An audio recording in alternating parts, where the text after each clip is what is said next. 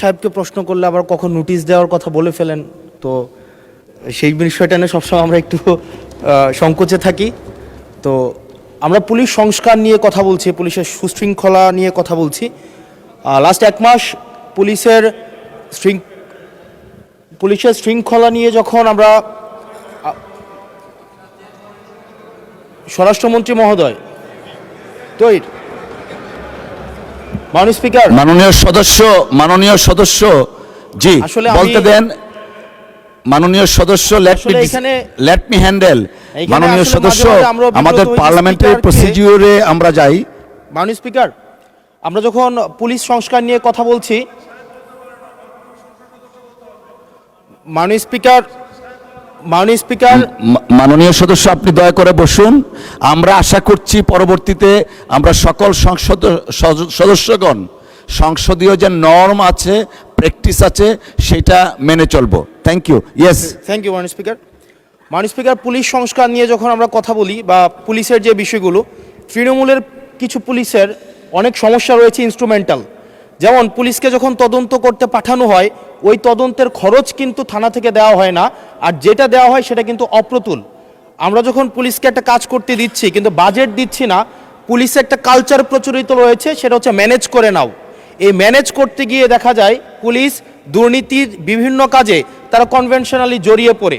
যেমন কিছুদিন আগে আমাদের 26শে মার্চের প্রোগ্রাম হয়েছে, এবং সেটা হচ্ছে সবাই জানে, এই 26শে মার্চের প্রোগ্রামে যে বাজেট দেওয়া হয়েছে প্রশাসনকে, সেই বাজেট এবং প্রোগ্রাম করতে গিয়ে যে খরচ হয়েছে সেটার মধ্যে কিন্তু আনুপাতিক অনেক ধরনের ব্যবধান রয়েছে। তখন যে কাজটা করতে হয়, পুলিশ ব্যবসায়ী থেকে তারপর হচ্ছে তার এলাকার বিভিন্ন প্রতিষ্ঠিত মানুষ থেকে কিন্তু অর্থ উঠাতে হয়। আমার মাননীয় স্বরাষ্ট্রমন্ত্রীর কাছে প্রশ্নটি হচ্ছে, এই যে পুলিশের যথাযথ বাজেট দেওয়া হবে কিনা, যাতে করে তাদের যে রুটিন ডেইলি অ্যাক্টিভিটিগুলো রয়েছে সেই ডেইলি অ্যাক্টিভিটিগুলো যথাযথভাবে তারা পরিচালনা করতে পারে, এবং তাদেরকে যেন ম্যানেজ করে নাও কালচারে যেন না যেতে হয়, এবং কোনো ধরনের দুর্নীতিতে যেন তাদেরকে যুক্ত না হতে হয়। ধন্যবাদ। সম্বোধন করার ক্ষেত্রে যদি ভুল হয়ে থাকে সেটা আমি অ্যাকনোলেজ করছি, কারণ আমার এই সংসদে আমি আসছি, আমার 27.5 বছর বয়স। সেখানে মাননীয় স্বরাষ্ট্রমন্ত্রী যখন সংসদে এসেছেন 1991 সালে, আর আমি জন্ম হয়েছি 1998 সালে। তো সেই জায়গাতে যদি কনভেনশনাল যে ভুল আছে আমরা সেগুলো সংশোধন করতেও রাজি। যখনই আমাদেরকে নোটিশ করবেন আমরা সেটাকে সংশোধন করে নেব। ধন্যবাদ। ধন্যবাদ মাননীয় সদস্য। We are learning every day. ধন্যবাদ। মাননীয় মন্ত্রী। মাননীয় স্পিকার, আপনাকে ধন্যবাদ। এটাই হচ্ছে পার্লামেন্টারি কালচার।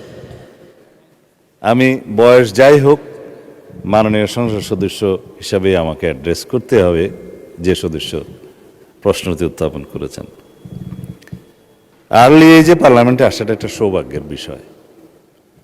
আমরা সবারই উজ্জ্বল ভবিষ্যৎ কামনা করি।